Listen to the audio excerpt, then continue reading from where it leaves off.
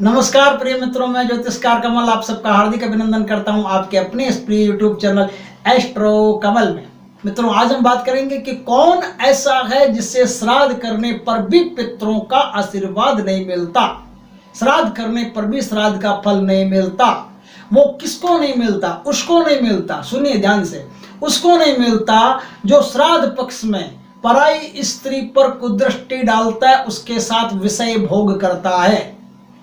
दूसरा आदमी जो श्राद्ध पक्ष में बिना मतलब का किसी को परेशान करता है, घर की स्त्रियों पर अत्याचार करता है, उन्हें प्रताड़ित करता है, दुख देता है, ताने कसता है, ठोकता है, मारता है, किसी भी प्रकार से उन्हें दुख कष्ट पहुंचाता है, उसे कभी भी श्राद्ध पक्ष का फल नहीं मिलता। उल्टा उसे उसके घर के पितरों का श्राप मिलता है। तीसरा आदमी जो आदमी पराया धन हरण करने के चक्कर में रहता है, दूसरों के घरों में लूट करने के चक्कर में रहता है, दूसरे का धन हड़पने के चक्कर में रहता है, उस आदमी को पितृपक्ष में कभी भी श्राद्ध का फल नहीं मिलता। क्योंकि श्राद्ध जब आप पूर्णतया मनोयोग से सच्ची और अच्छी भावना से करोगे, उस समय आपके अंदर शुद्धिकरण मौजूद रहेगा, तब आपको श्राद्ध पक्ष का पूरा फल मिलता है। अगर आपके अंदर मेला कुचेला संसार पड़ा है, कचरा पड़ा है, मन के अंदर खूब सारा मेल पड़ा है और आप श्राद्ध की थाली लेकर के पितरों के सामने जाते हो, कोई नहीं लेता आपका, कोई कवा तक भोजन नहीं करता, पितर का गोड़ नहीं लेते, समझ गए ना। चौथा आदमी वो होता है जो जुआ खेलता है और पितृपक्ष में जुआ खेल करके पैसे ला करके श्राद्ध करता है, उसे श्राद्ध का फल नहीं मिलता। यहां तक तो ये बात हो गई कि इन बुरी आदतों वाला जो आदमी बिना मतलब का क्रोध करता है, लोगों से लड़ता झगड़ता फिरता है, उसे भी श्राद्ध पक्ष का फल नहीं मिलता। ये बातें तो हो गई।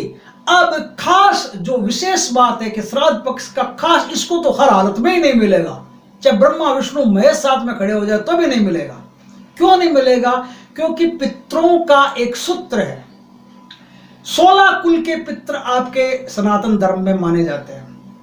आज से 350 साल पहले, 400 साल पहले, 500 साल पहले कोई भी बुजुर्ग मरा, अब तो उसका जन्म हो गया होगा, कहां वो पितर बना हुआ कहां है? लेकिन ऐसा नहीं है। पितरों में 16 कुल होते हैं और उन 16 कुलों में पितर पाए जाते हैं। आपके जीवन में हर आदमी की आत्मा पितृ पक्ष में अपने उस क्षेत्र में चली जाती है।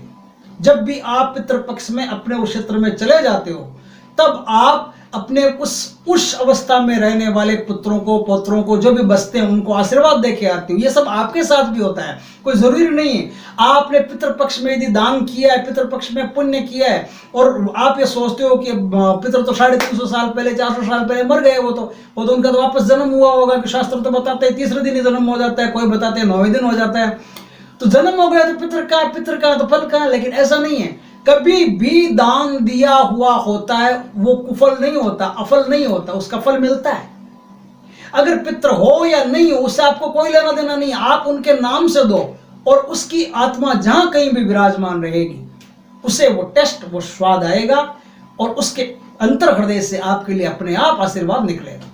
चाहे वो प्रकृति में पितर मौजूद है या नहीं है, उससे कोई फर्क नहीं पड़ता। दान से फर्क पड़ता है। पितरों के नाम से दिया है ना, परमात्मा नोट करता है, नोट करके आपको आपके दान का सुफल मिलता है। लेकिन एक आदमी ऐसा है भाई, जिससे हरगिज चाहे करोड़ रुपए का दान कर दे तो भी फल नहीं मिलेगा और मिल ही नहीं सकता। उस आदमी को आप अंडरलाइन करके रख लो, क्योंकि पितरों का एक सूत्र होता है। मैंने कहा 16 कुल के पितर होते हैं, अलग अलग उनके कुल होते हैं, कुल यानी कैटेगरी। तो 16 प्रकार की कैटेगरी होती है पितरों की। उस कैटेगरी में अलग अलग 350 साल में, 5000 साल पहले, 10,000 साल पहले कोई आदमी गया हुआ हो और वो भी यदि अभी पित्रात्मा बना हुआ है, पितृलोक में रह रहा है, तो वो उस कुल में आ गया, तो उसका भी अलग एक डिपार्टमेंट है, उसका भी कुल है। इस प्रकार से 16 कुल है। लेकिन 16 कुलों का एक सूत्र है जो आपसे बंधा हुआ। आपके पास आते क्यों? आपने देखा कभी?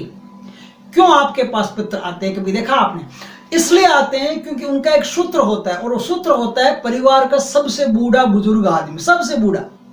अब परिवार में आपके परदादा जी जिंदा हो तो वो परदादा जी से उनका सूत्र जुड़ा हुआ है, दादाजी हो तो दादाजी से, पिताजी हो तो पिताजी से, आखिर में जो जिंदा है उस आदमी से उनका पितरों का सूत्र बंधा हुआ है, ताना बंधा हुआ है, तार बंधा हुआ है, और वो उसी के सहारे आप तक आते हैं, उसी के सहारे आपके जीवन में प्रवेश करते हैं, उसी के सहारे आपके जीवन में अच्छा बुरा करते हैं। अब मैं एक बात बताता हूं यदि ऐसे जो परिवार का सबसे ऊपरी आदमी अभी बचा हुआ है, जैसे परदादा जी हो, और परदादा जी की आप जीते जी बिल्कुल सेवा नहीं करते, कोई गिनार नहीं करते, कोई पूछ नहीं करते, वो पड़े हैं तो पड़े हैं, भूखे पड़े हैं तो भूखे पड़े हैं, प्यासे पड़े हैं तो प्यासे पड़े हैं, पेशाब कर दिया तो पेशाब कर दिया, लेटरिन कर दिया तो लेटरिन कर दिया, कोई बेचारे को संभालने वाला तक नहीं है, भरा पूरा परिवार है, पूरा का पूरा परिवार मिट्टी पलित हो जाएगी, साफ जाएगा जड़ से, पूरा का पूरा परिवार गया, एक भी पितरों का आशीर्वाद नहीं मिलेगा, बाकी 16 के 16 कुल के पितरों का